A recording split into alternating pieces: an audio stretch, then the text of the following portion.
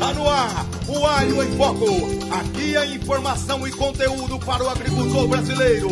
Segura, produtor! Olá, meus amigos. Eu sou o Rafael Corsino, produtor rural e presidente da Associação Nacional dos Produtores de Alho, ANAPA. E nós estamos aqui para falar de um assunto muito importante, legislação trabalhista. E as nossas convidadas é a doutora Ana Paula, que é advogada especialista em direito para o agronegócio, e também está presente com a gente a doutora Helena Fernandes Barroso, que é procuradora da Procuradoria Regional do Trabalho da 10ª Região. Então, rapidamente eu vou passar para que ela se apresente. Doutora Ana Paula, por favor. Olá, então, meu nome é Ana Paula, eu sou advogada já há quase 20 anos, sou filha de produtor rural, esposa de produtor rural, e com isso acabei me especializando para essa área, né, dentro do agronegócio, atuação para o agronegócio, e especialmente aí na área trabalhista. Tem uma luta muito forte pelo equilíbrio das relações, pela segurança jurídica, segurança dos trabalhadores, mas que isso aconteça sempre de uma forma muito equilibrada. Agradeço o convite, espero que seja um excelente bate-papo. Muito obrigado. Gostaria de passar agora, né, para a doutora Helena. Obrigada. Eu sou Helena, sou procuradora do trabalho, atuo aqui na Procuradoria Regional do Trabalho da 10ª Região, que inclui o Distrito Federal e Tocantins. E atuo nessa área também de preocupação de combate ao trabalho escravo, e aí vim trazer os meus conhecimentos, a minha prática, né, para a gente ter um bate-papo bem bacana sobre a questão do direito trabalhista nessa atuação na área rural. Bem, vamos então dar continuidade, né, ao nosso podcast Alho em Foco. E como eu disse, né, sou produtor rural, trabalho com alho. E o alho é uma cultura que envolve muita mão de obra. São 16 trabalhadores por hectare. Então, dessas hortaliças é a que mais emprega mão de obra. Então, com relação às questões trabalhistas, que nós temos o dever de cumpri-las, né, para que a gente siga a legislação, a pergunta que eu faço, gostaria de começar com a doutora Helena, é sobre a questão das fiscalizações trabalhistas, né? Como considera que são conduzidas? Como que você considera hoje que são conduzidas? E tem a questão da subjetividade, né, da legislação. Então eu queria que você abordasse um pouco sobre essas questões. Bom, doutora Ana Paula, a gente vai falando junto, pode me interrompendo à vontade para a gente fazer realmente um bate-papo. Inicialmente, a importância do agronegócio, né, a importância da produção rural no espaço econômico do país. A gente tem que levar sempre isso em consideração, mas a gente não pode desviar a importância, a produtividade com a observância da legislação. Né? Não só a legislação trabalhista, a legislação ambiental, eu acho que isso é muito importante, especialmente no mundo de hoje, que a gente vive, que esses padrões, essas questões são tão importantes e tão caras para o consumidor. Né? Então a gente percebe que o produtor que se preocupa com o meio ambiente, que se preocupa com a saúde do seu trabalhador, ele é mais bem visto pelo consumidor ali da frente, né, que vai comprar os seus produtos. Com relação à legislação trabalhista, a importância da legislação para a proteção do trabalhador e para a proteção até do produtor, né, que vai ter um trabalhador que vai trabalhar com mais saúde, com mais segurança, sem acidentes. A ausência de acidentes acaba gerando uma ausência de absenteísmo, né, a ausência de menor afastamento do trabalhador, e aí a necessidade do produtor de não contratar novos trabalhadores para substituí-lo. Então, acho que isso tudo é muito importante. E especificamente com relação à fiscalização, o Ministério Público do Trabalho ele não atua como fiscal, né? Ele atua acompanhando a fiscalização organizada pelo Ministério do Trabalho e pelas Superintendências do Trabalho. Em situações de operação de trabalho escravo, a gente atua conjuntamente, mas o objetivo é diferente. Né? O objetivo da fiscalização do trabalho é um, o objetivo da atuação do Ministério Público é outro. E a gente percebe acho que a doutora Ana Paula até vai falar depois sobre essas diferentes instâncias de atuação, né? O objetivo do Ministério Público do Trabalho é verificar o cumprimento da norma, e quando a gente fala de legislação trabalhista, vem vários vertentes, né? A gente fala de não submissão do trabalhador em situação análoga, de escravo, a gente percebe a questão de observância de questões de saúde e segurança do trabalhador, questão de alojamento, observância da NR 31, especialmente para o trabalho rural, e ausência de trabalho infantil, né, ausência de assédio e qualquer violação, né, e discriminação do trabalhador. Então, a gente atua nesse complexo como um todo. E o objetivo é o quê? É levar ao trabalhador, ao produtor, ao empregador, as informações e buscar a adequação. Né, a adequação da sua produção, do seu controle, da sua atividade como um todo. Né. Com relação à objetividade, especialmente no que tange a cumprimento de norma, a gente percebe que a norma ela é muito específica, né? E buscar o ocorrido, a ligação do ocorrido, né? A sua submissão ao previsto na norma é o que se busca. Mas que tem situações que levam uma certa subjetividade.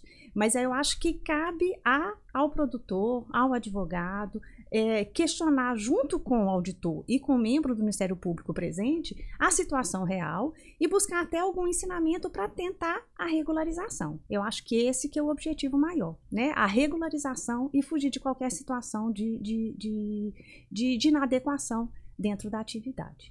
Antes da Ana Paula fazer um comentário, o produtor, ele pode acompanhar essa diligência, essa atuação dos auditores?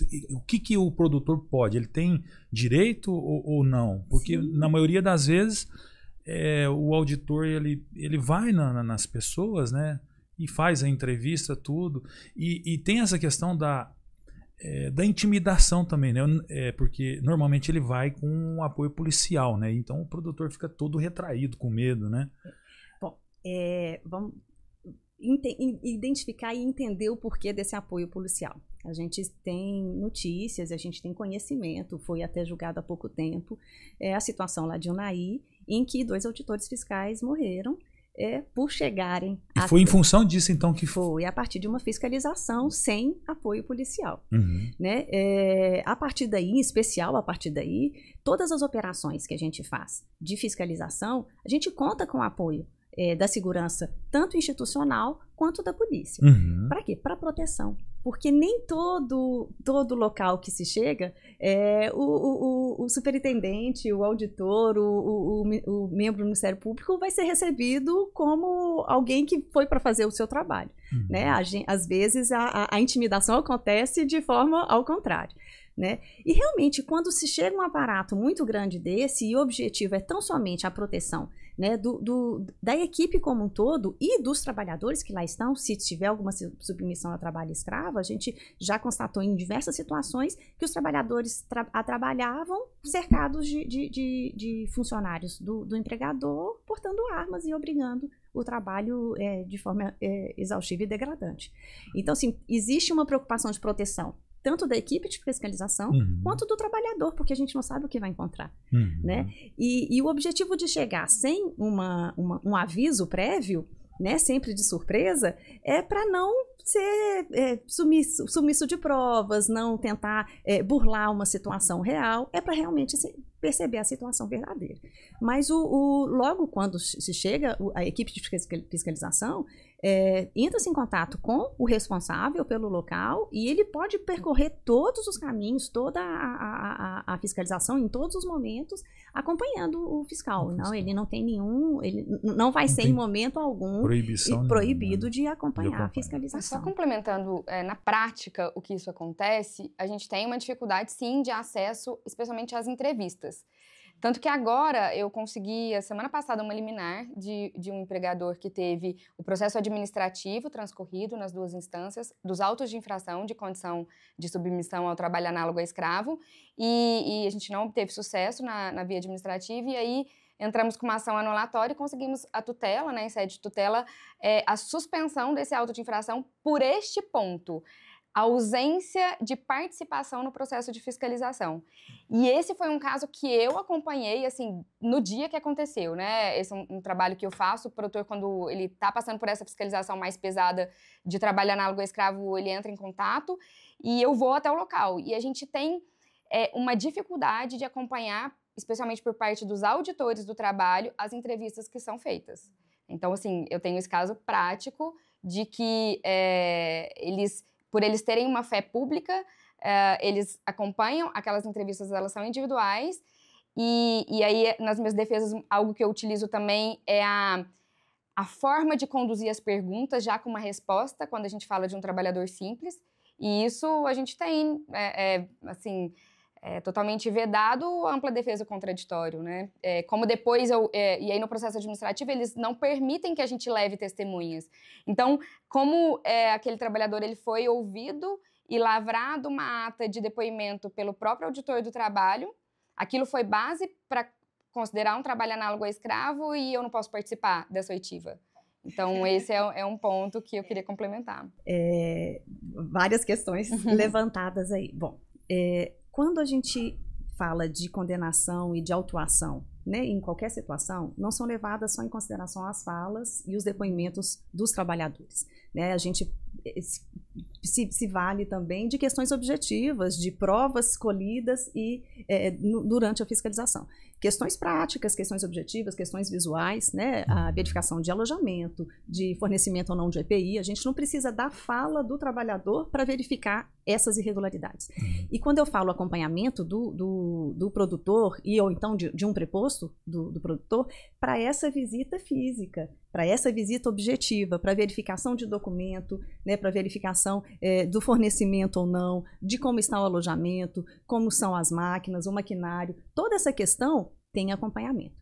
Só que questões muito subjetivas do trabalhador, por exemplo, como é o tratamento, se existe assédio moral, se existe assédio sexual, essas questões são muito íntimas do trabalhador e essas são feitas em separado, né? Então são questões muito próprias do trabalhador e que a gente acaba protegendo o trabalhador e garantindo a fala e o sigilo da sua fala, porque em muitas situações ele não quer falar, né? E, doutora, eu vou discordar da doutora. Os membros do Ministério Público, os membros da Auditoria Fiscal, eles têm uma experiência tamanha e um cuidado ao ouvir o trabalhador para não sugerir uma resposta, né, para fazer uma pergunta de forma ampla. Se está fazendo de forma equivocada. E se existir, eu acho que são questões bem pontuais. Né? Porque a condenação, ela vem não só a partir da fala, nem mesmo numa situação muito específica, por exemplo, de procedimento de investigação de assédio moral. A gente não se vale tão somente da fala. A gente busca outras informações objetivas também. Por exemplo, existe um canal de denúncia? A existência do canal de denúncia é um critério objetivo. Existe a divulgação de planos de prevenção de assédio moral? Isso é um critério objetivo. Então, a gente pega os critérios objetivos, isso eu estou falando de uma questão de assédio, mas a questão da condenação por trabalho escravo também está dentro desse âmbito. A gente pega os critérios objetivos e complementa com esse subjetivo. E esse subjetivo é em garantia à proteção da intimidade do trabalhador e até da sua segurança. Muitos trabalhadores, eles têm receio de falar na frente de outros e isso que é garantido. Esse é um ponto, mas depois não é oportunizado que o empregador ele faça uma contraprova com oitiva de outros trabalhadores, por exemplo. Esse é um ponto. No inquérito civil não é necessário porque o inquérito ele é inquisitivo mesmo. E aí dá oportunidade numa ação ajuizada da ampla defesa e do contraditório. A verdade, né? Quando tem essas operações de fiscalização, o empregador, ele tem a caracterização do trabalho análogo a escravo feito em conjunto e em relação a firmar o TAC e se comprometer, normalmente as obrigações de fazer são nada mais do que previsões legais já. Então, a gente não está se comprometendo a nada mais. Onde pega? Dano individual e dano coletivo. Essa é a grande discussão. O que a gente vai pagar de indenização, mas o trabalhador normalmente a gente nem passa para a etapa de uma investigação nessa esfera civil, porque ele é meio que, não coagido, não é essa palavra, mas tendenciado a firmar o TAC. Porque ele teve já aquela caracterização, isso já aconteceu. Se ele não firma um TAC, na semana seguinte ele tem conta bloqueada, patrimônio bloqueado como garantia da satisfação de uma eventual ação civil pública. Então ele já está todo enroscado com uma série de problemas, e aí firmar o TAC, se comprometendo a seguir coisas legais, quando a gente chega num equilíbrio financeiro das negociações de dano individual e coletivo, eu oriento a assinar o TAC. Aí, de fato, a gente não consegue ver a posição do Ministério Público do Trabalho no sentido da continuidade do contraditório ampla defesa, porque os processos não prolongam. Então, a minha fala é muito mais do dia da operação, como isso funciona. E por mais que a gente possa ter, então, como regra que o empregador ele pode acompanhar a visita em loco, assim, no escritório a gente tem quase 50 casos, mais de 40 casos, com certeza, de trabalho análogo a escravo. Eu posso dizer que a maioria dos casos a gente não teve isso. Tem um outro exemplo. Esse a gente conseguiu reverter em segunda instância do administrativo. A operação aconteceu em uma fazenda, e eles, nessa operação, pegaram os trabalhadores ali, sem registro, com algumas condições irregulares, caracterizaram... Questão objetiva. Olha só, questão absolutamente objetiva. Veja, ausência de formalização de vínculo de emprego. Isso é direito mínimo, essencial. Doutora, o meu cliente não é esse cliente dessa fazenda. Lá, eles falaram sobre outras fazendas que ele teria trabalhado.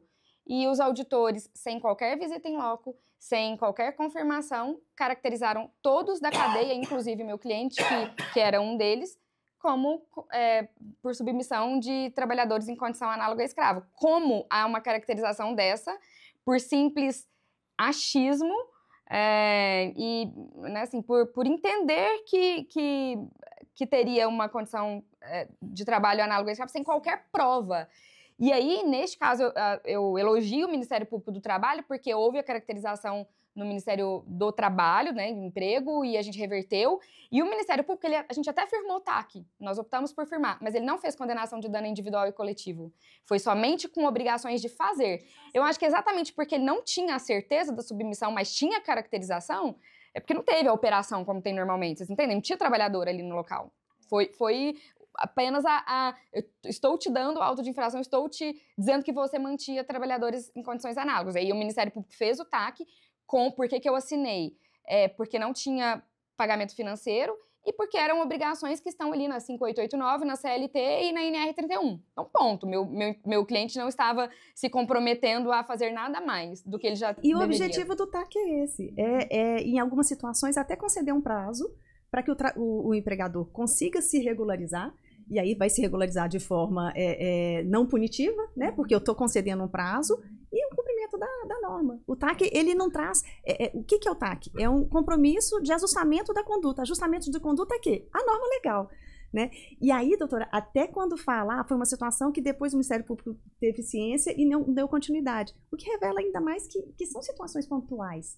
Né? Eu acho que o interessante é a gente manter essa linha de conversa, de informação, para a gente perceber que isso são situações pontuais e que o normal é o quê? É uma fiscalização que seja possibilitada a defesa, seja possibilitada a visita, o acompanhamento, as informações. As questões realmente pessoais são mantidas em sigilos, mas a parte objetiva e que vai gerar qualquer condenação não são, né? Porque são objetos e até quando se possibilita a celebração de um TAC, já possibilitando até ao empregador de excluir uma cláusula ou outra, e aí vem o meu contraditório. Não, essa situação aqui, doutor, se verificar, vai ver que eu já estou cumprindo, não precisa incluir.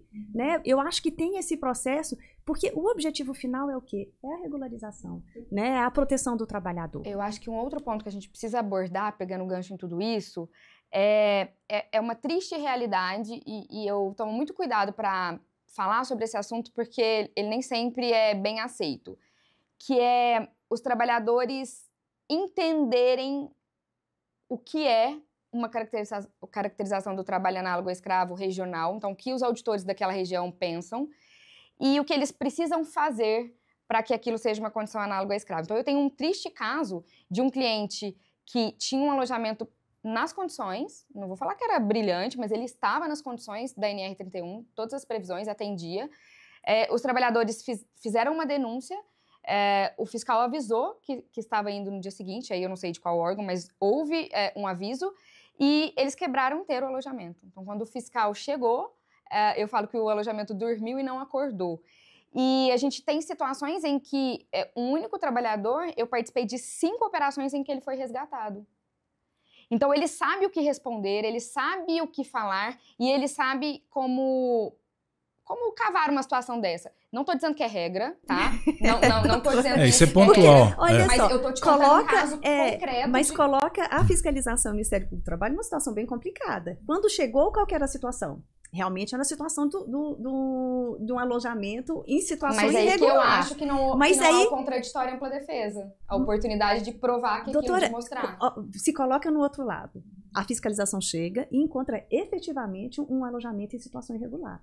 A questão até uma atuação contra esse trabalhador que atuou de má fé, né? E aí vem a atuação da doutora, até em ação judicial, para comprovar a má-fé do trabalhador e não da empresa. Mas o Ministério Público, quando chega ali, o fiscalização, quando chega ali, ele não tem como saber que existe essa má-fé. Eu acho que existe essa destruição. Oportunizar um pouquinho mais de conversa para tentar a prova. Doutora Helena, a questão do pequeno agricultor, do médio agricultor, do grande agricultor, né? Então é diferente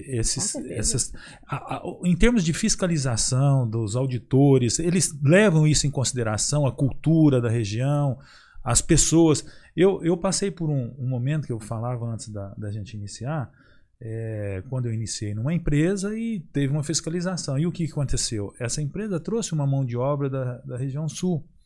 É totalmente diferente da mão de obra que vem do Nordeste, a questão de cultura, as raízes mesmo desses povos, né? Então, existe essa orientação para os auditores. Olha, vocês vão encontrar na agricultura familiar diferente, porque os alojamentos, eu já visitei e o proprietário me falou, olha, eu vivi nessa casa, eu criei a minha família e ela não pode servir para alojamento.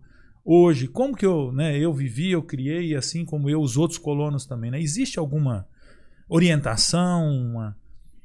Eu não posso falar especificamente da auditoria fiscal, mas qual que é o trabalho hoje feito? Não só pelo Ministério Público do Trabalho, mas toda a equipe da CONAET, né, que combate a exploração do trabalho escravo. De sensibilização e informação. Né? O que a gente está fazendo hoje? Informar. O que a gente tem feito com muita frequência, e não é a primeira vez que eu sou convidada para falar sobre o tema, e o Ministério Público nunca se opõe a fazê-lo. A gente tem sempre propagandas, movimentos, cartilhas, informações, eventos. Para quê? Para informação. O objetivo é esse.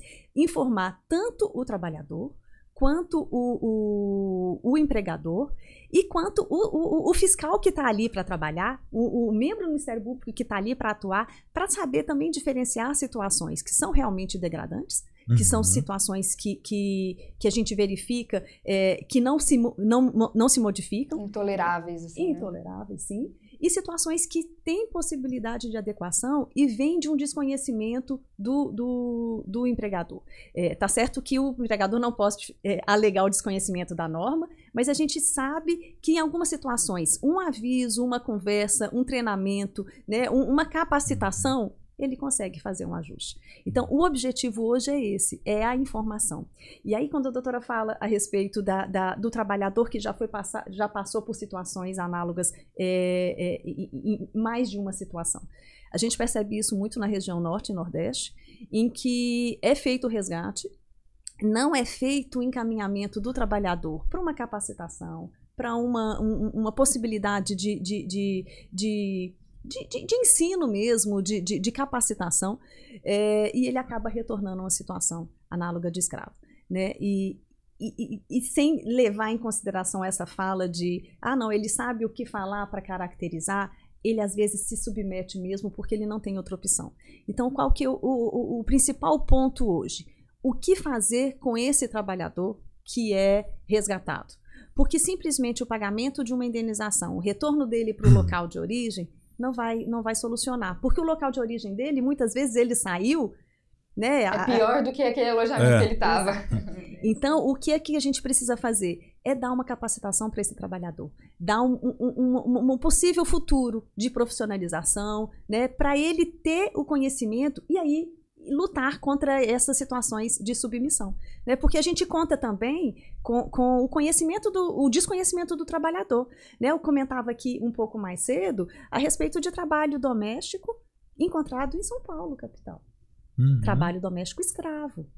Por quê? Porque a trabalhadora que estava submetida a mais de 40 anos numa situação de trabalho escravo, ela não tinha conhecimento que aquilo era uma situação degradante. E quando ela começa a ter conhecimento por informações de que aquilo que ela está vivendo não é o esperado para um trabalhador, ela faz a denúncia. Então, esse conhecimento do que é situações degradantes, né? A gente não minimizar e não banalizar a degradância e a escravidão, né? Porque tem situações de irregularidade e tem situações de realmente degradância. Eu acho que isso é muito importante e eu acho que vai pela informação. E assim, parabenizo até a iniciativa da gente ter a oportunidade aqui de falar, de conversar sobre o tema. Isso é muito bom. A cultura do alho, ela, como eu já disse, emprega muita mão de obra e a gente tem muitos gargalos ainda que a gente não consegue. A gente falava antes aqui do início do nosso podcast sobre a questão do plantio, né? Então, o trabalhador ele abre uma área e ele precisa cumprir aquilo num determinado prazo para você atingir o potencial da cultura. E se vem eventos climáticos ou qualquer outra força que ele não consegue, às vezes ele tem que trabalhar um pouco além do tempo, né? E a gente sabe que a recomendação é 8 horas, podendo trabalhar 2 horas extras que não seja constante, né? Como exceção, mas eventualmente nós temos uma janela muito curta. Esses meses de março e abril está sendo, né, muito chuvosos. Então a janela é muito curta para você trabalhar, preparar. E às vezes passa chega a passar, muitos produtores falam, não tem como, às vezes passa até das 2 horas, que é errado, a lei não permite. Mas nessas eventualidades, há um bom senso dos auditores? Como que você vê essa questão? São situações bem delicadas e, a princípio, o que tanto o Ministério Público recomendaria quanto a Auditoria Fiscal? Eu sei que eu vou parecer um pouco antipática, para a gente começar e aí aprofundar. Como a gente está falando, a gente tem um conhecimento prévio de que isso pode acontecer. Então, o que seria indicado? Vão contratar um número maior de trabalhadores para isso, já que a gente sabe que vai gerar um excesso de jornada de trabalho.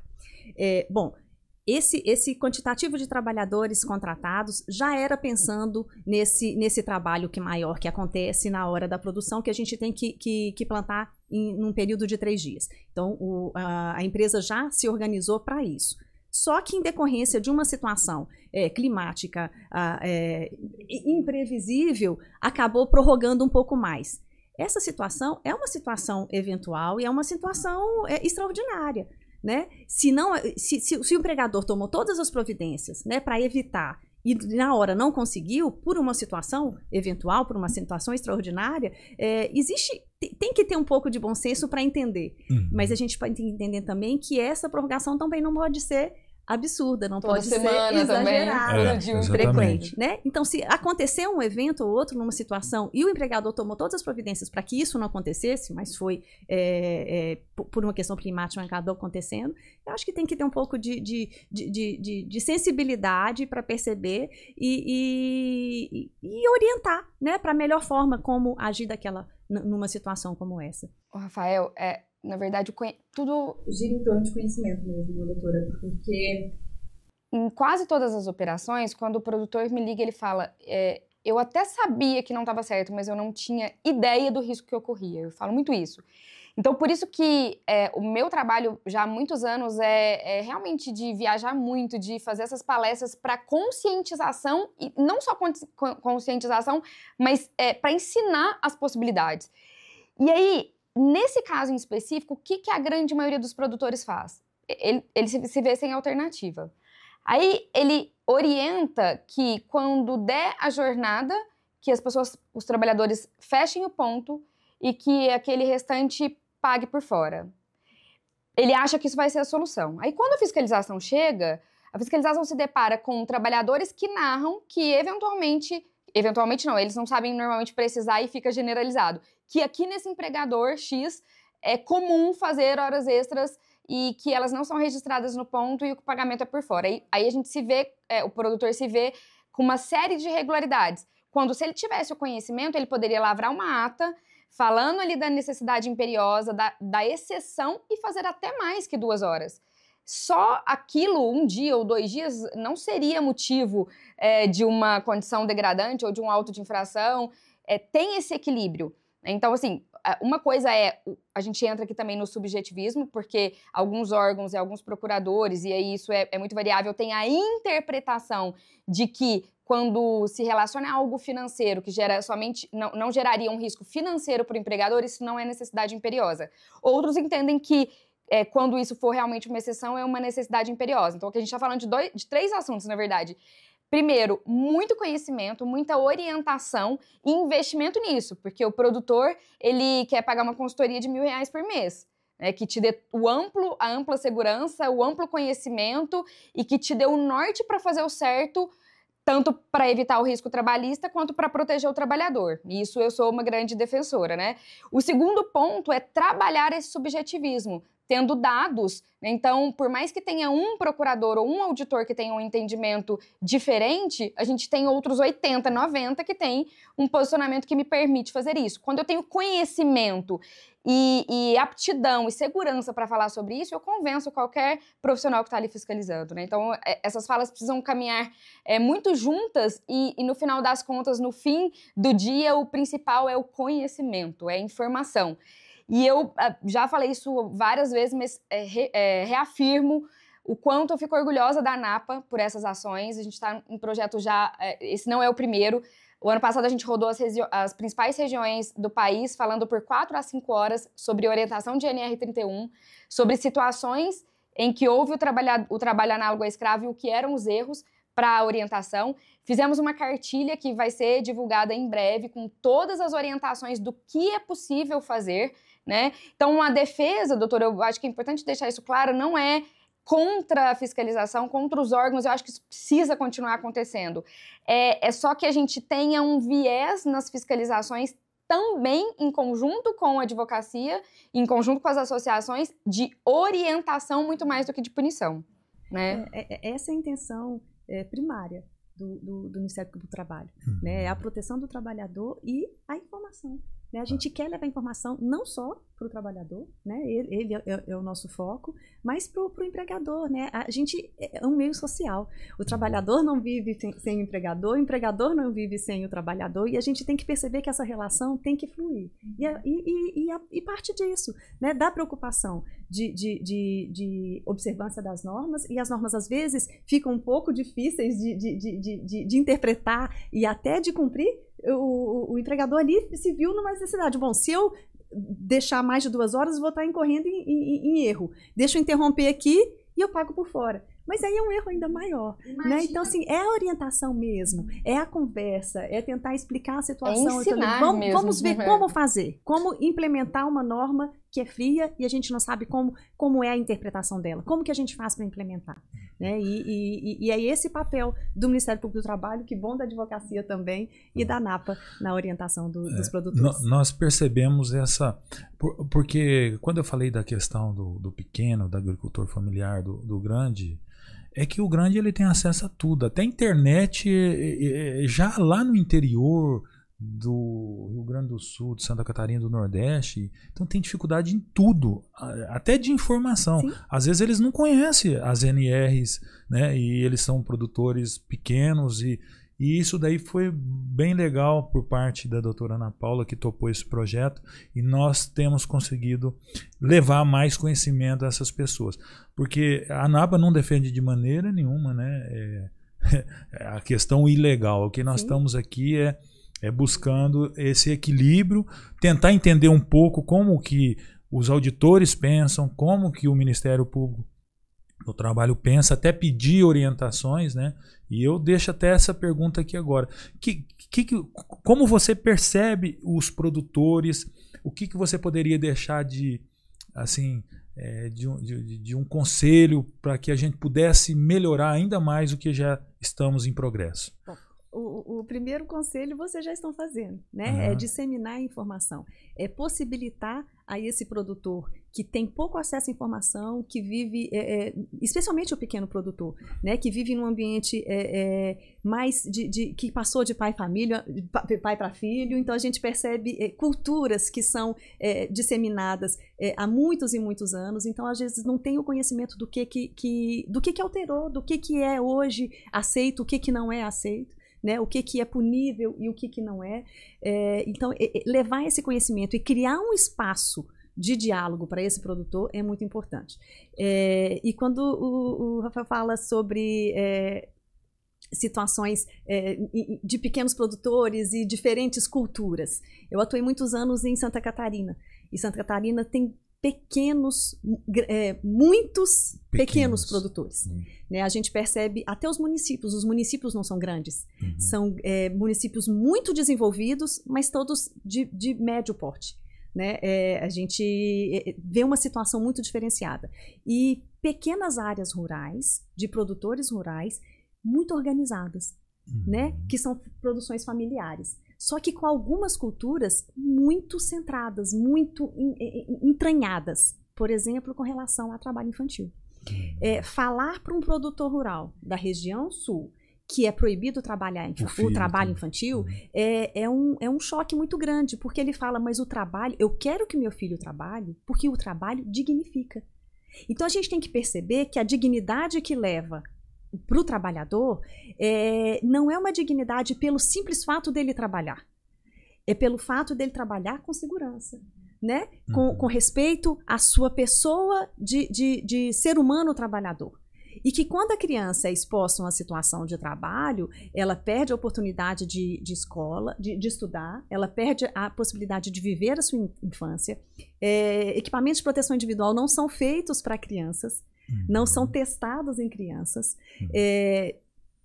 O problema, o prejuízo que a criança sofre, criança e adolescente, em situação, por exemplo, de contato com agrotóxico, é ainda maior porque a pele da criança absorve mais, o sistema respiratório da criança é mais rápido que do adulto, então ele absorve mais, então os prejuízos são muito maiores. Então, ele perceber que isso tudo está tirando a dignidade do filho é muito difícil. E a gente fez, é cultural. E a gente fez um trabalho muito grande disso, de conscientização de que não é feio a criança não estar trabalhando. Lá em Santa Catarina, as escolas mudavam o período de férias para que os filhos pudessem trabalhar no plantio ou na colheita. Então, as escolas, elas estavam junto com os produtores, por quê? Porque o trabalho dignifica. Eu não discordo que o trabalho dignifica, o trabalho dá dignidade, mas um trabalho que traz a dignidade, quando há o respeito ao trabalhador, né? Então, se eu simplesmente fosse lá e condenasse todos os trabalhadores, eu teria que condenar também as escolas, né? Fazer um processo, condenar não, ajuizar ações contra as escolas também. O que a gente fez? Um trabalho em conjunto. A gente levava para dentro da escola um trabalho que o MPT tem, que chama MPT na Escola, que leva para as crianças, para os professores entenderem o que é o trabalho infantil. O que são situações de abuso que a gente não percebe, não só de trabalho, abusos dentro de casa. Então a gente capacita os professores, a gente leva essa informação para dentro da escola, para as crianças terem esse conhecimento. E a gente faz todo esse trabalho de conscientização do que é a dignidade do trabalhador com os produtores. Então, assim, esse trabalho é o mais importante. Olha que bacana. Uma das palestras que a gente fez no ano passado foi lá. E eu cheguei, eu montei uma palestra padrão, assim, para as regiões. E aí eu cheguei e falei por 4 ou 5 horas. E quando acabou, foi um pânico, assim. Até hoje, vários produtores me mandam mensagem. Porque a realidade deles é o seguinte, eles não seguem NR31, mas é uma casa onde ficam homens e mulheres, a esposa do dono da fazenda é quem lava a roupa deles. Eles almoçam, não tem refeitório não, eles almoçam na casa do dono da fazenda. Porque são pequenos. E aí indígenas, contratam indígenas, contratam estrangeiros, sem qualquer diferenciação, sem qualquer formalização, e eles acham que isso é normal. Quando eu comecei a falar daquele tanto de regra de NR, eles começaram a ficar em pânico, assim, aquilo não fazia nenhum sentido para eles. E eu sei que transforma porque hoje muitos deles me procuram. E, inclusive, um que estava lá na palestra, ele abordou a Carolina, que estava comigo, que é uma advogada do escritório, e falou, eu tenho um caso, eu passei por uma fiscalização dessa, mas eu nunca fiz defesa, eu nem sabia que isso era grave. Ele não fazia ideia, a gente teve acesso ao processo administrativo, ele era um que tinha pessoas armadas na fazenda. E ele não tinha ideia do que ele estava fazendo, do que era a fiscalização, do que ele cumpria errado, que aquilo que ele estava fazendo não era certo, porque o pai fazia, o avô fazia. Né? Então, é só o conhecimento que tem o poder da transformação. É claro que eu acho que esse conhecimento ele tem que, inclusive, quanto mais profundo ele fica, ele tem o poder de, inclusive, combater eventuais erros de uma fiscalização. Né? Quando você não tem conhecimento que a fiscalização chega e você não sabe o que você está fazendo, de fato, eu pedi para que não registrassem a jornada de trabalho extra, porque eu sei que isso é errado, então eu determinei algo errado, e aí como que eu vou combater, como que eu vou discutir isso com o Ministério Público do Trabalho ou com os auditores do trabalho? Então o conhecimento ele tem o poder, inclusive, de ajudar nesse equilíbrio das fiscalizações. Eu vejo muito isso. Muito interessante essa colocação sua. Essa questão cultural, realmente, essas tradições são mantidas e é só esse trabalho mesmo de aproximar deles e mostrar, né? Conscientização. Conscientização. Essa questão da lista suja, vamos falar um pouquinho. Ela tem assim, tem uma ala que não gostaria que divulgasse, tem outra que acha, né, até estava sobre judicializado, né, e o STF veio e pediu para divulgar, né.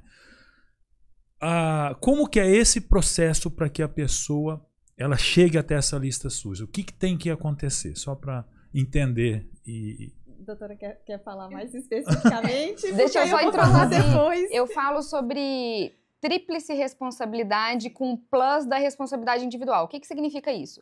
Quando chega, isso falando de trabalho análogo à escravo, a gente tem outras operações que são só do Ministério Público do Trabalho. Deixa eu fazer uma pergunta antes de você complementar. O simples fato de você não ter o banheiro para um número de pessoas, ele pode te incluir na lista suja? Não, isso é só uma... Mas pode, no subjetivismo pode, porque a portaria que trata do trabalho análogo à escravo, ela fala em 5 possibilidades, né? E uma delas é a condição degradante. Quando ele elenca o que é condição degradante, um dos itens, e a portaria é muito clara, pode ser um único item, não precisa ser combinado. Um dos itens é a ausência de banheiro. Quando eu falo não, sim, é um item que poderia incluir. Mas é um item que você pode conceder um prazo para o ajuste, para uma regularização. E isso é padrão para os auditores? Na orientação para eles? Na própria autuação tem um prazo para regularização. Entendi.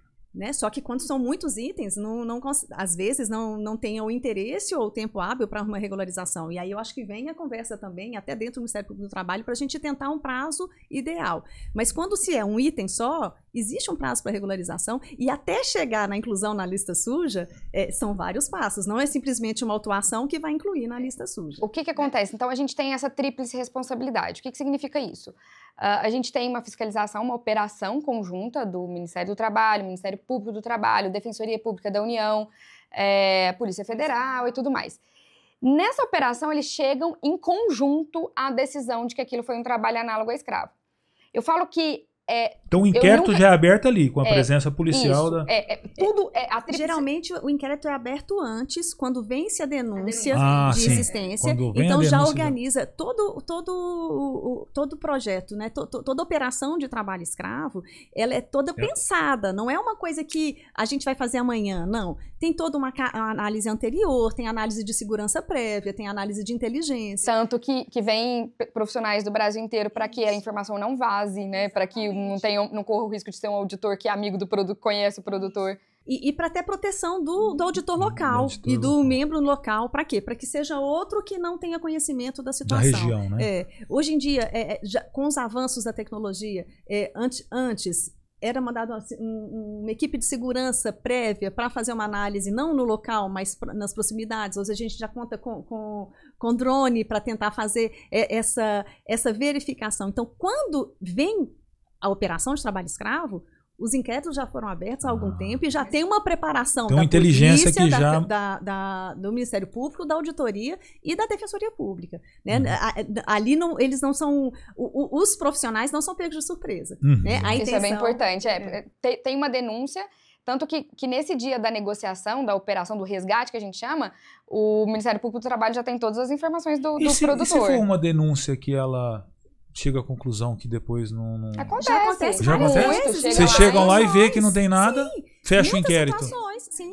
Às vezes nem precisa ir, nem precisa fazer a operação. Tem um produtor que recebeu uma denúncia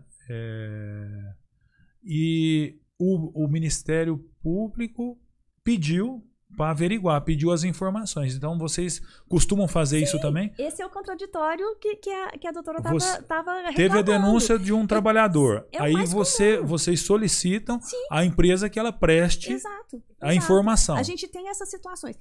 Aconteceu uma situação de denúncia, isso comigo há 2 meses atrás.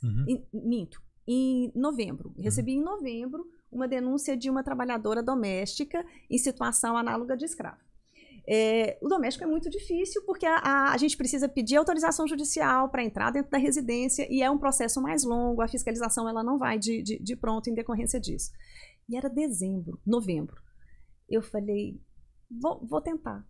Sem a fiscalização, sem operação, sem nada. Notifiquei só a empregadora, é uma empregadora, pessoa física, né? Era a residência dela. Falei, a partir de denúncia de operação, comprove a regularização da carteira de trabalho, comprove o pagamento dos salários, de férias. Em dezembro, ela me mandou a documentação de pagamento desde março. A pessoa trabalhava lá em março, não tinha carteira assinada, ela pagou todos os meses, mandou o comprovante de tudo, FGTS recolhido, férias, ela não tinha nem o período ainda aquisitivo completo de férias, 13º proporcional, ela pagou tudo em dezembro. Então era uma atuação que precisaria de uma fiscalização, de uma atuação em loco. Como eu não tinha como levar a polícia lá sem autorização judicial, eu solicitei, pelo menos a situação... Ela regularizou? Ela regularizou. Bom, a situação formal, né? Depois eu fui ouvir a trabalhadora para ver se tinha algo além da ausência de regularização. Então, são situações que a gente pode possibilitar ao trabalhador, ao empregador, tanto a regularização quanto a informação de que se aquela denúncia realmente é verdadeira ou não. Né? Agora, são situações que às vezes o empregador se furta, e aí, doutora, a importância da gente instruir os empregadores a prestarem as informações devidas. Porque quando a gente notifica, reitera a notificação e não vê nenhuma informação, às vezes até por medo. Mas nem sempre tem as informações prévias. Nem sempre. Às vezes, quando é uma situação, por exemplo, de... o próprio trabalhador faz a denúncia e a gente sabe porque depois a gente tem acesso né, toda a investigação, toda a fiscalização e a gente vê porque ele fala, eu estou aqui, né? Então a gente sabe que mas a gente não consegue identificar quem é. Então o trabalhador fala, estou aqui, o alojamento, estou dormindo no chão, manda foto, ele instrui muito bem e é algo que se for pedir fiscalização, o empregador teria tempo de arrumar, aí a fiscalização vai em loco. Então assim, desses meus aí quase 50 casos, nenhum teve fiscalização prévia, por entender que era uma situação intolerável, a fiscalização foi direto.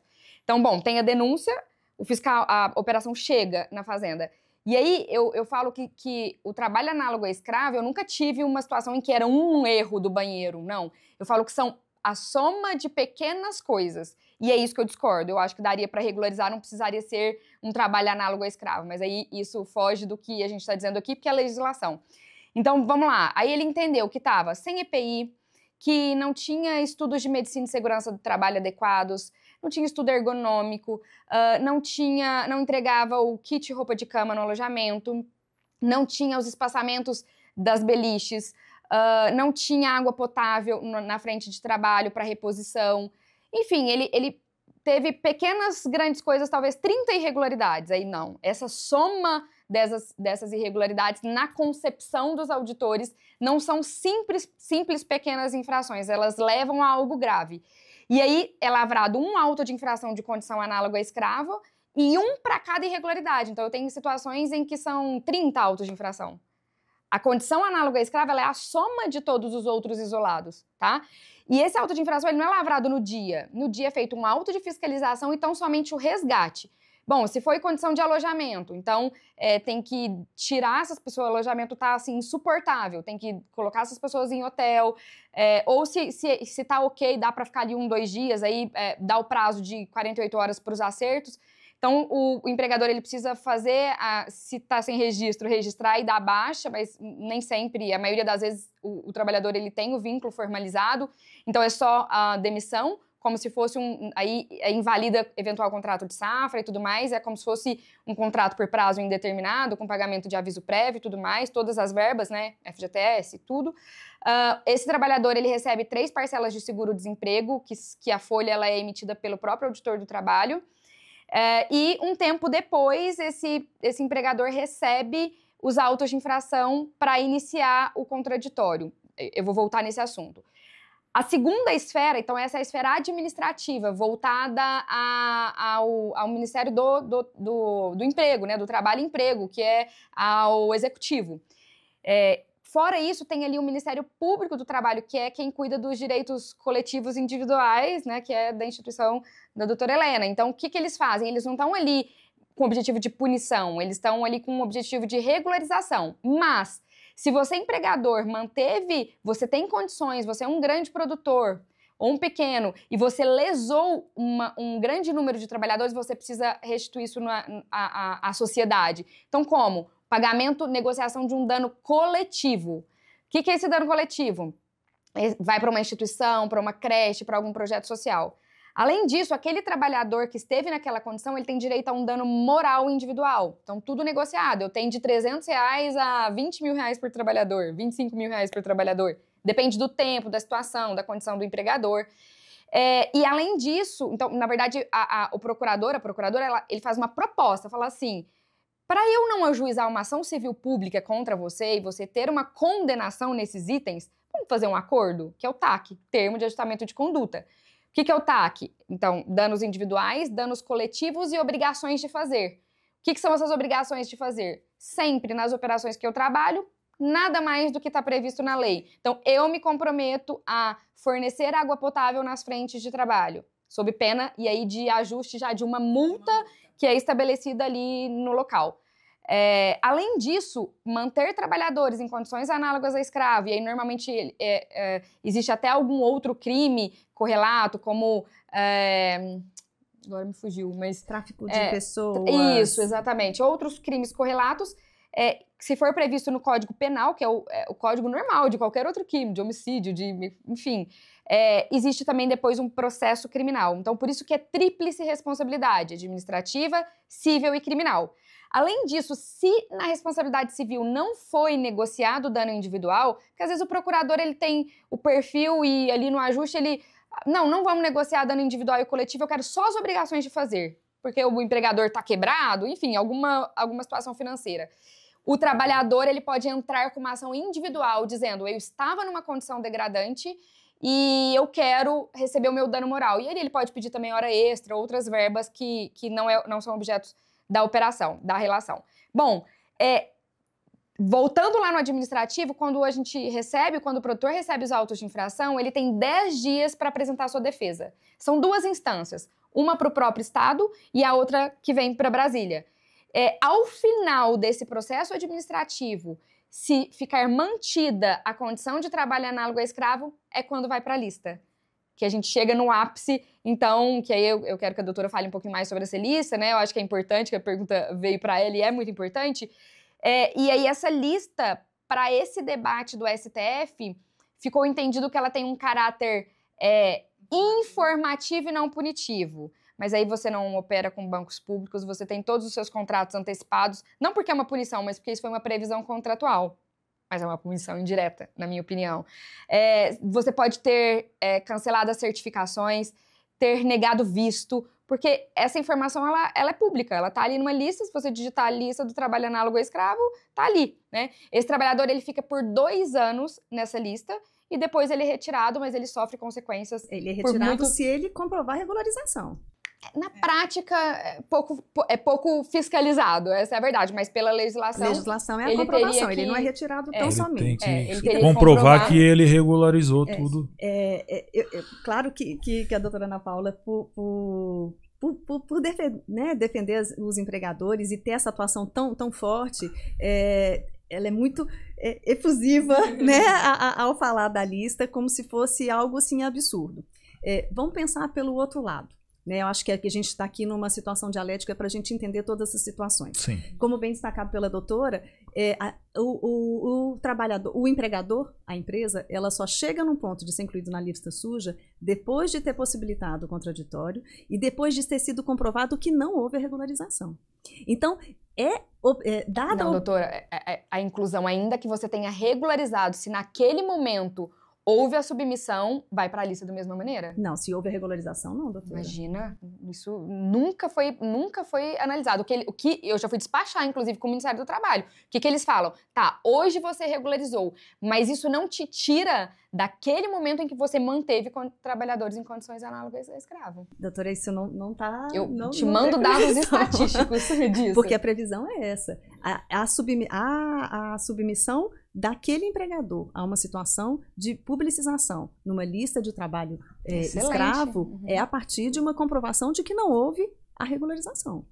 Né? Tanto que é dado porque senão, numa situação de fiscalização, tão logo fosse o auto lavrado, era encaminhado, e não é. Não é tão logo do momento. Não, mas é porque a gente oportuniza o direito de contraditório ampla defesa de dizer, não é bem o que vocês viram. Não, mas eu já regularizei. Está regularizado. Porque a partir da regularização, não há inclusão. Quando há a manutenção da situação, é colocado na lista de trabalho escravo. Para quê? Para a sociedade ter conhecimento de que, mesmo tendo o órgão público tomado conhecimento de uma situação, atuado em prol do trabalhador para a defesa do trabalhador e regularização da situação, não houve uma regularização.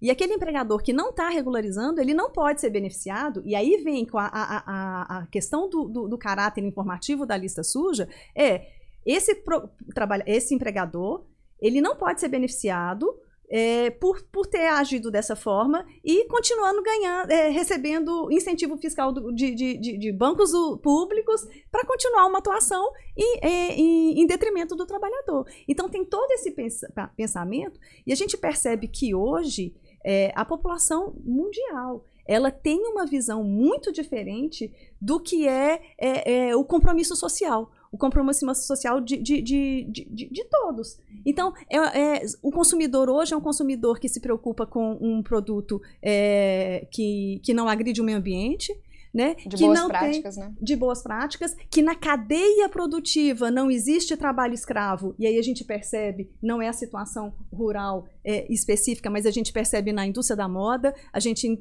percebe indústrias que têm uma cadeia muito longa, o babaçu acontece isso, na erva mate acontece isso, então o gaúcho tá lá, recebe o pacotinho dele, no fumo, por exemplo, né? No cigarro. A empresa de cigarro não é quem planta e colhe a erva, né?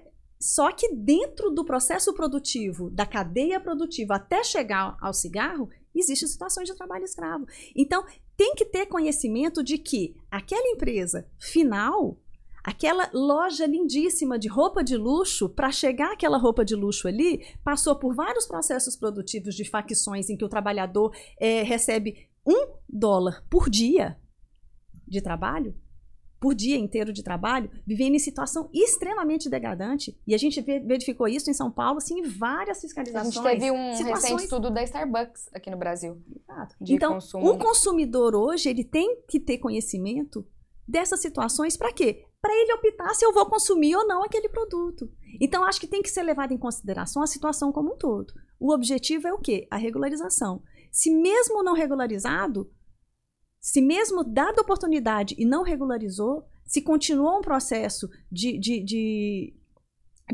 degradância, de despreocupação com a norma e despreocupação com o trabalhador, porque quando a gente fala de redução à condição análoga de escravo, a gente está considerando aquele trabalhador não como pessoa humana, a gente está coisificando aquele trabalhador.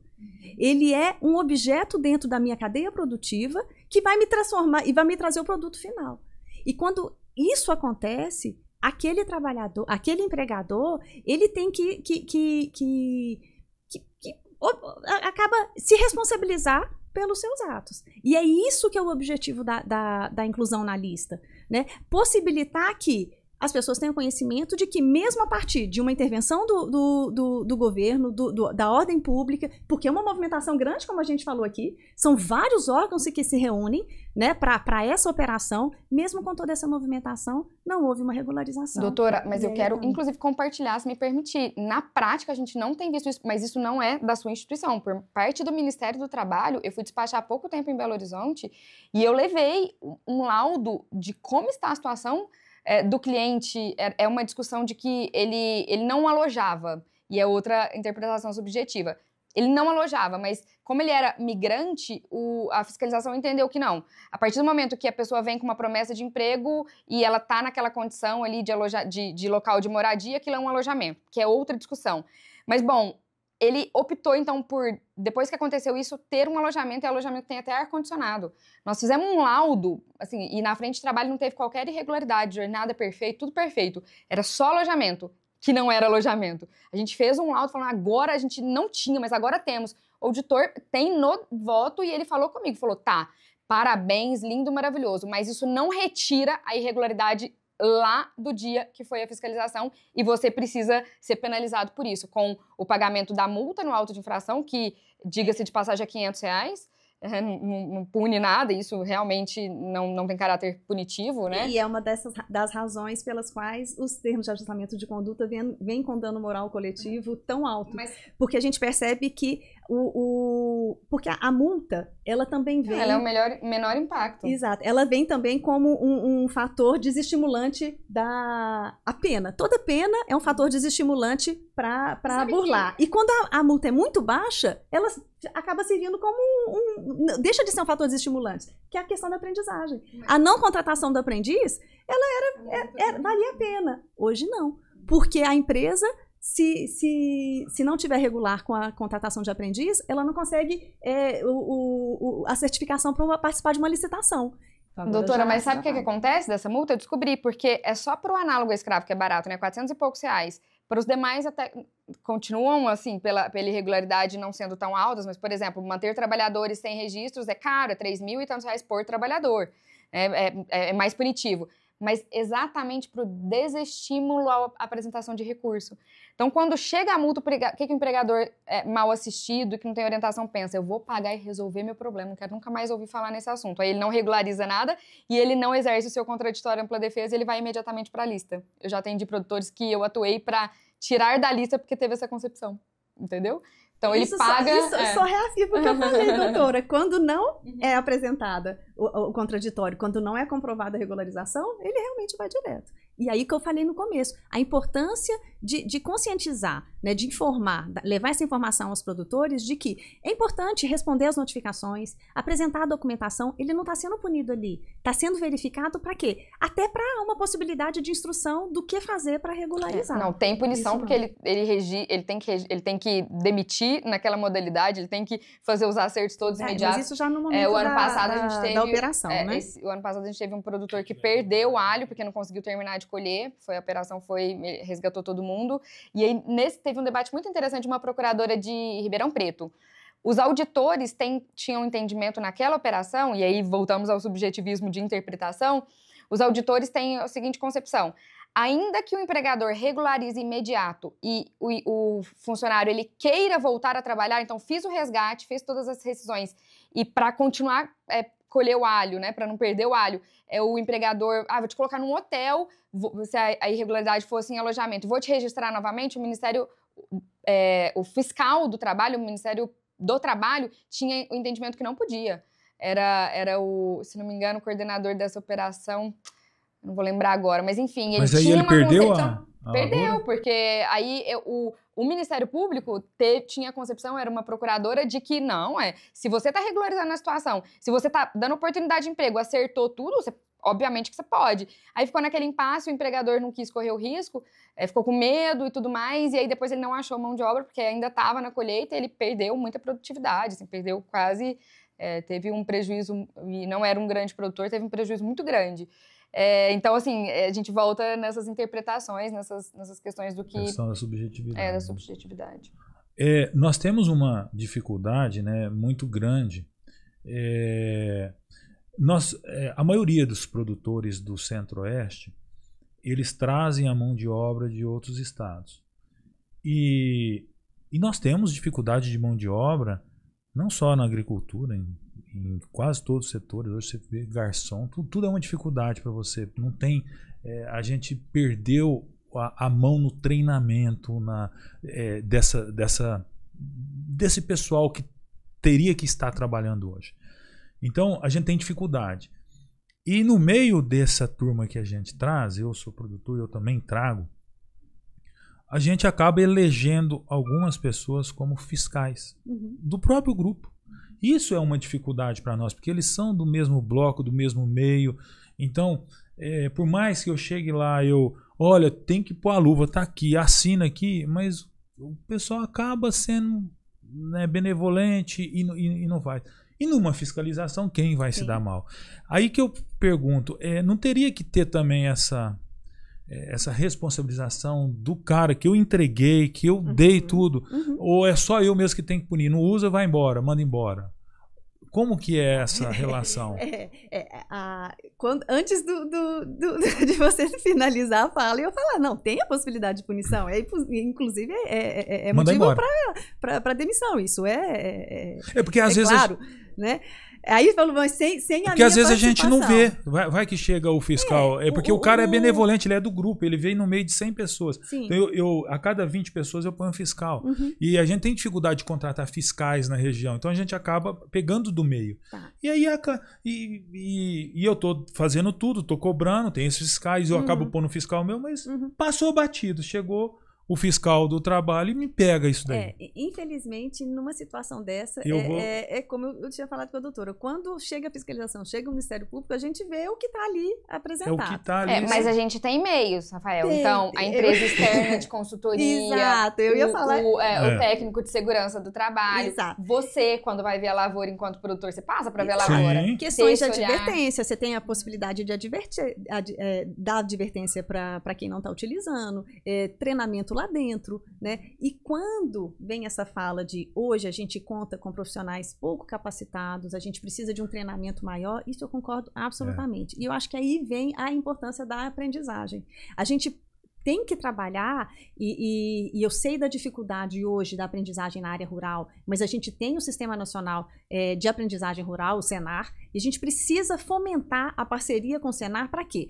Para gerar mais cursos de aprendizagem, para ter uma capacitação dessa população, desses trabalhadores. Né? A aprendizagem está aí para isso, para inserir o trabalhador, o jovem, no mercado de trabalho de uma forma segura, protegida e possibilitar o incremento de capacitação de mão de obra, uma mão de obra mais qualificada. Deixa eu dividir uma situação interessante.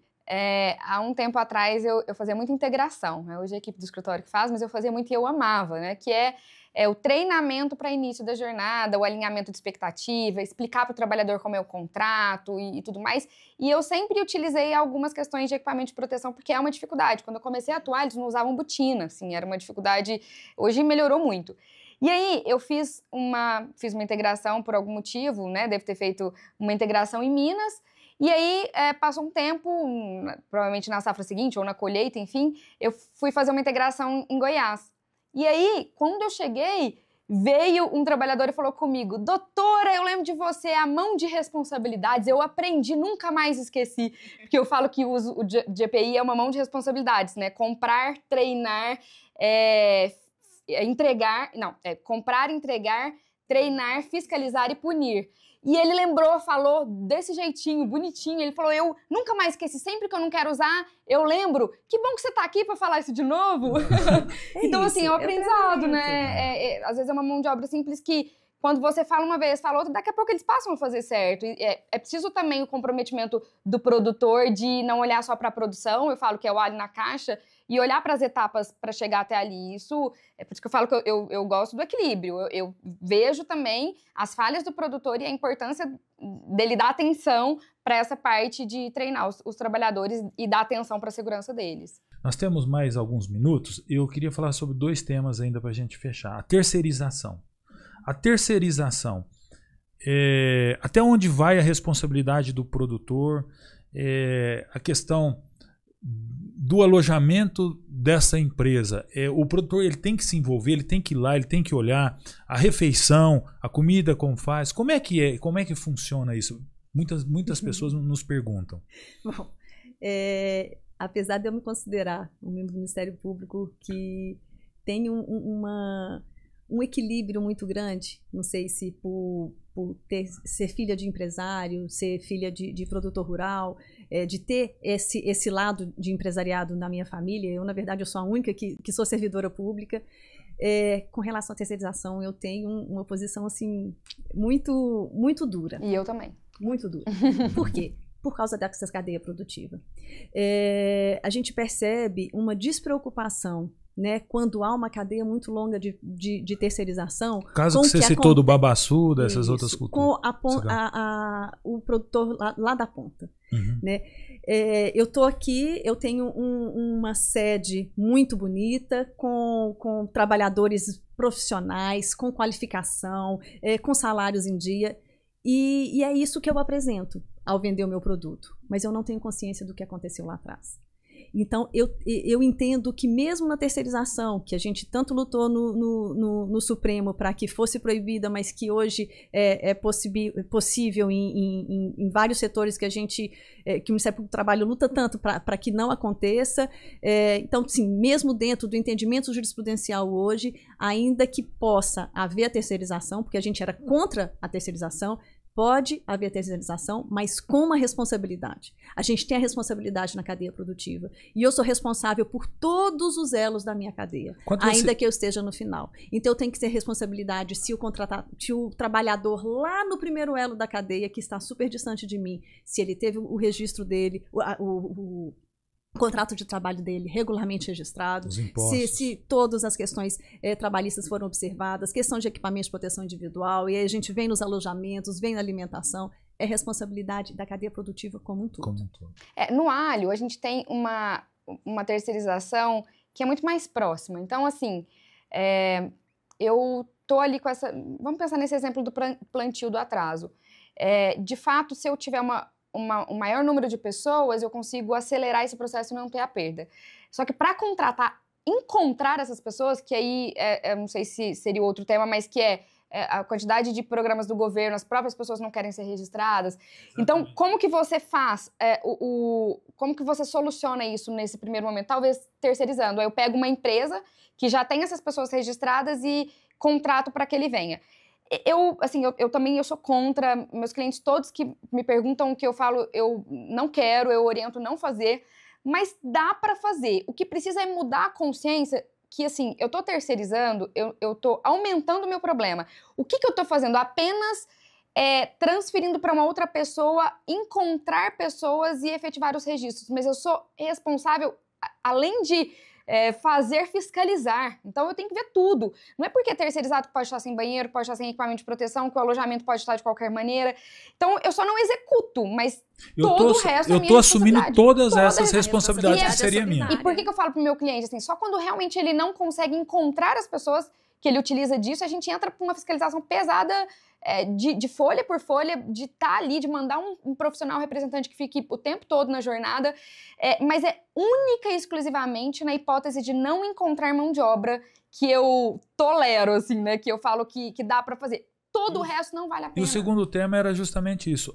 Isso vem acontecendo na cultura do alho em algumas regiões, muito em função disso, né? Os programas do governo, muitos não querem se perder esses benefícios. Então, isso a gente tem conversado com vários amigos parlamentares, tanto no Senado quanto na Câmara, né? Para ver se pelo menos eles não percam o benefício ao registrar. É desesperador, doutora. Né? Porque realmente tem momentos que você não encontra. Os imprevistos, eu tento fechar todos os problemas que podem acontecer. Mas sempre acontece. A gente lida com o clima, não tem condições. Você acha que vai chover uma semana, chove 15 dias. Aquilo ali, como você planta semanal, então você acumulou uma semana inteira para você fazer na outra. Você pode ter um batalhão que você não dá conta. E aí, o então, que o trabalhador faz? Eu vou para você, só que sem registro. Não, eu não vou. E aí o empregador... Eu entendo também o lado da fiscalização que você não podia tolerar. A partir do momento que ele coloca essa imposição, o que seria o certo? Não, então, para mim não serve. Mas você precisa da mão de obra? Não tem outra? Então, assim, tá todo mundo errado, é no bolo todo, né? O empregado, porque ele não tem noção do que ele tá fazendo com a vida dele, de uma questão de aposentadoria, e voltamos ao conhecimento. Então, eu tenho levado muito isso para as integrações, sabe? Ele não quer que seja descontado, então ele pensa que sem registro ele ganha mais. Outra dificuldade, pegando o gancho, que é nesse assunto. O trabalhador, ele tá registrado, então, pro Rafael. Aí, o que acontece? O vizinho tá com essa urgência de mão de obra, ou ele é muito pequenininho, vai fazer sem registro, aí ele fala, pague na hora. Tem uma região que eles falam até na rua, em carro de som. Pague na hora, o dobro. Aí o cara tá registrado pro Rafael, ele falta do Rafael, porque ele não tá preocupado se ele vai perder o DSR, se vai impactar no 13º na série. Ele vai lá e recebe à vista. Ele trabalhou à tarde, ele recebe. Isso é culpa dos produtores, Sim. Entendeu? Isso mas pela falta de necessidade. Pela falta de outra possibilidade. Né? Não tem outra saída. Ou ele inteira. perde e quebra, e aí ele vai desempregar muita gente, que pode acontecer, né? Porque tem situações que realmente, se você não salvar... O alho é uma cultura sensível. Helena, muito sensível. Ela perde com excesso de calor, perde com excesso de chuva. Então tem o tempo certo para você fazer o trabalho. Então isso daí é muito assim, é muito difícil do produtor lidar com isso, fazer tudo no tempo certo. Então, mesmo as empresas grandes que têm alojamentos para 1000 pessoas, tudo, eles perdem porque às vezes não conseguem. Por causa, nós dependemos do clima, né? Essa situação de benefício social, a gente percebe uma dificuldade não só na área rural. Por exemplo, a contratação de pessoas com deficiência. Né? Existem as cotas para contratação, muitas pessoas com deficiência já recebem o benefício, que é um benefício muito baixo, mas tem receio de uma contratação, de ser dispensado posteriormente, apesar da lei proibir a dispensa se não houver a contratação de outra pessoa com deficiência para a mesma função, e acaba optando por se manter no benefício social. E aí, acho que mais uma vez vem a questão da comunicação, da informação, né, das pessoas terem conhecimento da dignidade do trabalho, que o trabalho está ali não só para te fornecer um valor pecuniário, mas para te fornecer toda uma vivência, né, você ter consciência de que você está produzindo, isso é muito importante, você conviver com outras pessoas no mercado de trabalho, você ter possibilidade de uma capacitação e crescer, melhorar, e essa melhora a gente percebe não só na família, a gente percebe em toda a comunidade. Então, se tem um curso nesses momentos de entre-safra, vamos tentar fazer uma parceria com o Sistema S para fazer o treinamento desses trabalhadores e possibilitar o incremento social desses trabalhadores, né? A gente romper esses ciclos de manutenção sempre na mesma função, sem profissionalização, sem capacitação. Eu acho que isso tudo são questões sociais que a gente não pode se furtar como órgão do Ministério Público e uma instituição pública de fornecer subsídios para propiciar esse diálogo, né, para formar, porque o que falta é o conhecimento. O trabalhador, ele está ali para garantir o salário dele do mês, para garantir a subsistência básica dele. Então, ele não tem conhecimento de que aquele equipamento de proteção individual que me atrapalha a colher mais rápido, então eu vou tirar. Eu não preciso de me limitar a 2 horas extras, eu consigo trabalhar mais. Eu não preciso de final de semana, de repouso semanal remunerado. Eu tô aqui para ganhar dinheiro, eu tô aqui para ganhar. Ele tem aquela percepção, do momento que ele está vivendo ali, da necessidade de subsistência dele naquele momento. Ele não tem a percepção de que a ausência de um equipamento de proteção pode causar um dano, um acidente, que ou vai vitimar fatalmente ou vai incapacitá-lo para o resto da vida, de uma forma que ele não vai conseguir trabalhar mais. E aí, se ele não está registrado, se ele não tem a previdência social, como é que ele vai ter o amparo do governo para ele como um trabalhador que não tem condições, né? Então, a gente tem que perceber o que o trabalhador pensa, em que situação que ele está, para mostrar que não, aquela situação que ele está pensando tem que ser vista de uma forma mais ampla. Ele tem que perceber que ele tem que observar essas questões de segurança para a sua saúde, né? Para a saúde da sua família, e buscar uma capacitação. Todas essas questões que eu acho que passa por uma conversa, por um diálogo, por uma capacitação e a chamada de instituições que precisam atuar, né? O Sistema S, o Senar está aí para ajudar. Então, vão cobrar. Vocês recolhem para o Senar, né? Vão cobrar uma participação deles para trazer essa capacitação para os trabalhadores. Fazer um grande evento e chamar essas pessoas para ensinar. Eu acho que é por aí. A gente precisa informar. Hoje a gente tem uma possibilidade muito grande. A gente tem um WhatsApp, todo trabalhador hoje tem um WhatsApp. Vamos fazer uma cartilha com sinais fáceis, né, simples de leitura? Afinal de contas, hoje ninguém consegue ver vídeo de mais de 30 segundos dos adolescentes. Vamos mandar, né, de pílulas de conhecimento. Para quê? Porque fica. Isso é uma informação que ele colocou porque é visual. São 5 itens do ele EPI, gravou, né? A mão da responsabilidade. Eu desenho na palestra, tem uma mãozinha então, assim. Vamos fazer essas pílulas de conhecimento porque isso fica. E isso vai crescendo e isso dissemina. Né? Quanto mais conhecimento a gente tem, conhecimento é poder. Quanto mais conhecimento a gente tem, a gente consegue crescer. Mas, doutora, enxerga nesse momento algo... Porque isso é tempo, né? Conhecimento é tempo. Algo mais momentâneo que a gente pudesse fazer para não ter esse problema agora, na colheita, no beneficiamento e tudo mais, porque é um problema evidente agora, que a gente precisa solucionar. A ausência de mão de obra por excesso de benefícios do governo e o caminho da irregularidade não por opção, mas por necessidade. Que eu sei que não é o caminho, mas que tem acontecido, né?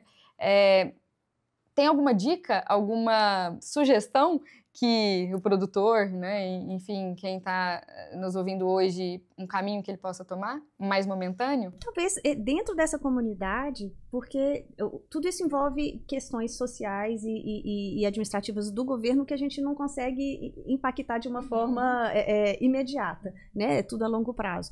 Mas, de repente, dentro dessa comunidade, que a gente sabe que tem um número grande de trabalhadores, a gente percebe isso muito na pesca, os trabalhadores do defesa, eles não querem atuar em outra coisa, eles estão com aquela... Depende daquilo, vive daquilo. Exato, eles já estão com aquele valor ali garantido. Dentro da comunidade, seja na comunidade religiosa, seja na escola, você vai trazer o trabalhador para informar. Falar, olha, esse pensamento de que vai ficar só com benefício é prejudicial. Olha só, a gente tem essa possibilidade. Né? E a escola é um ambiente interessante de fazer essa comunicação. Ou chamar. Eu sou muito a favor de chamar o Sistema S para integrar, para participar, de cobrar essa responsabilidade, porque eles têm uma capacidade, uma expertise assim, gigante e às vezes a gente não utiliza. Ou seja, nós temos a legislação e tem que cumprir.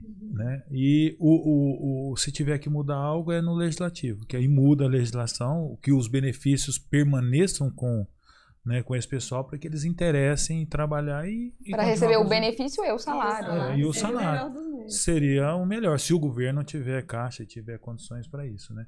Para resolver imediato, eu acho que é por aí. Tem projetos, eu sei que tem projetos acontecendo, né? No café tem um projeto que ele perde o benefício somente ali no mês que ele está no contrato de safra. Tem que ser contrato de safra ou experiência, isso ou temporário. Mas que na verdade tem outras implicações que não são tão boas, mas eles conseguiram... Foi um termo de ajuste isso daí?